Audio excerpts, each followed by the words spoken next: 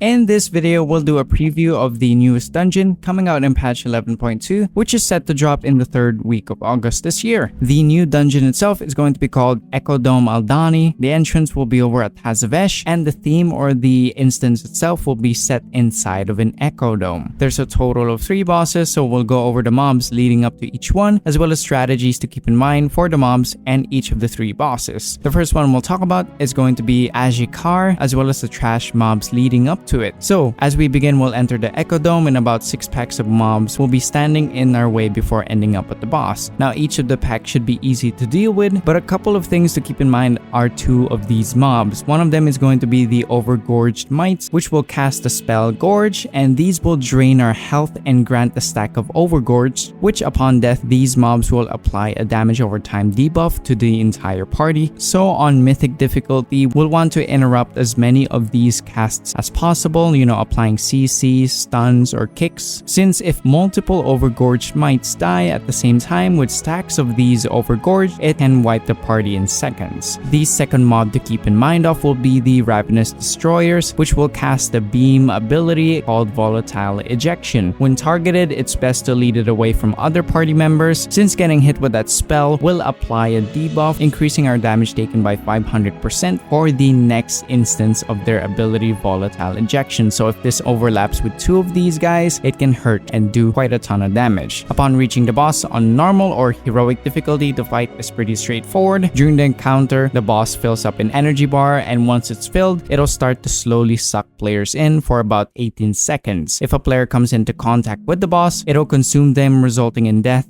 as well as healing the boss. Now during the encounter, adds will spawn called Frenzied Mites, and these must be bursted down as fast as possible due to their stacking damage buffs, becoming quite fatal when the stacks get too high. Lastly, upon being targeted with Toxic Regurgitation, healers will need to focus on those targeted players to keep them alive. So to summarize the fight, when adds spawn, stack in order to cleave and burst them down as fast as possible, and when the boss casts Toxic Regurgitation, make sure to lead this ability as far away from the boss as possible, since this ability leaves a pool that deals damage and reduces movement speed, so best to keep this away from the boss to keep that area around it clear. Now on mythic difficulty, when the boss's energy fills up to 100, these Frenzied Mites will spawn as well, and they too will get sucked in. So it's best to try to deal with them as fast as possible, since each one that does get sucked in and consumed will also heal the boss. After defeating the boss, we'll move on to the second phase of the dungeon. Now the mobs here will be quite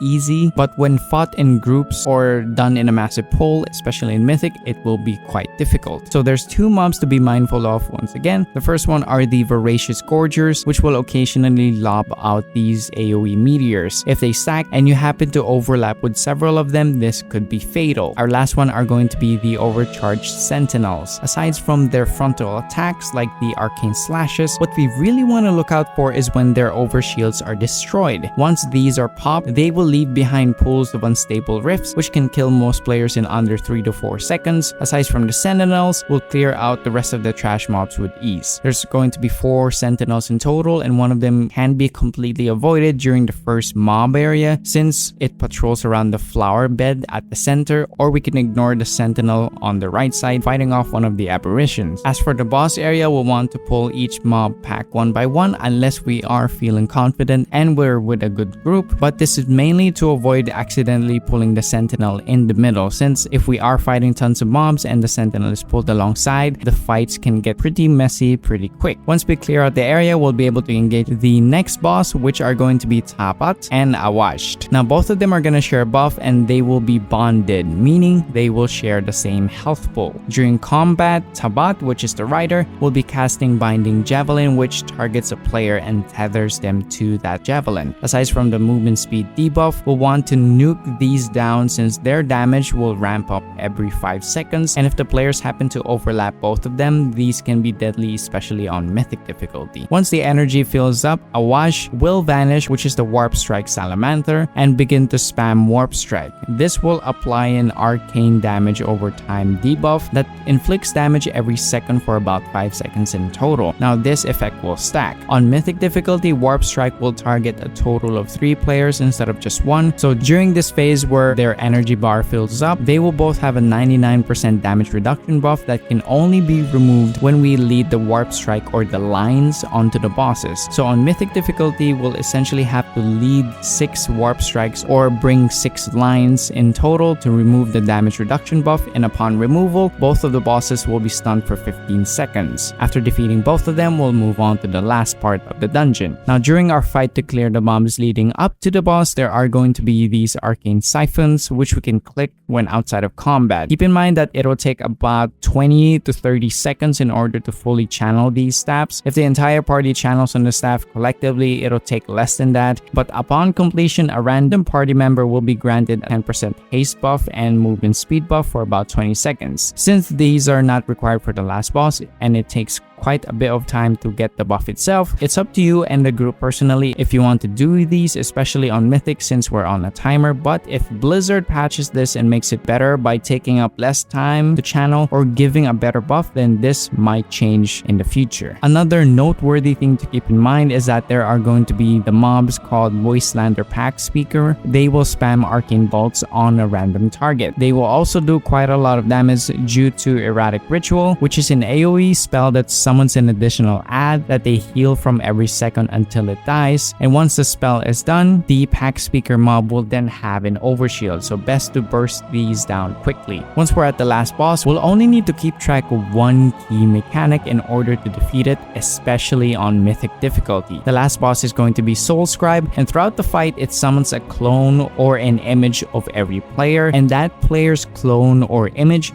will have a purple arrow indicator for better clarity. Now the goal is to run to our clone first before the boss hits it, or else we'll be inflicted with a damage over time debuff as well as reduce our haste by 30%. But if we pick up our clones before the boss hits it, we'll instead be rewarded with a stackable 10% damage and healing buff. On normal or heroic, depending on how fast we DPS the boss down, we won't have enough time to do the whole clone rotation mechanic, but on mythic we can expect to do this rotation a total of 2 or 3 times. Now throughout the rotation, we'll have 3 variations of the spell. The first one will spawn clones, and after 5 seconds, the boss chucks knives at all 5 of them. Now, these will be indicated in lines, and we'll basically only have 5 seconds to sprint to our clone and avoid the lines before the boss casts. The second variation of the spell is going to spawn a clone for each player. Then a giant circle pops up for every player, and what we'll want to do is avoid any nearby clones, whether it's our own clone or another party member's, since if the circle pops, it will destroy any nearby clones. So what we'll want to do is pick up our respective clones after the circle is gone, or if you've got insane movement abilities, you can pick up your clone before it even pops. As for the third variation of the spell, when the boss energy fills up to 100, it will summon 3 clones for every player, and then the boss will summon these laser beams that rotate in all 4 directions, but we'll do it 2 at a time. So this spell will last for a total of 24 seconds, so we'll have to prioritize which of the clones to save first. The ones in danger is highly recommended. So for example, if the first beams that pop out of the boss goes north and south,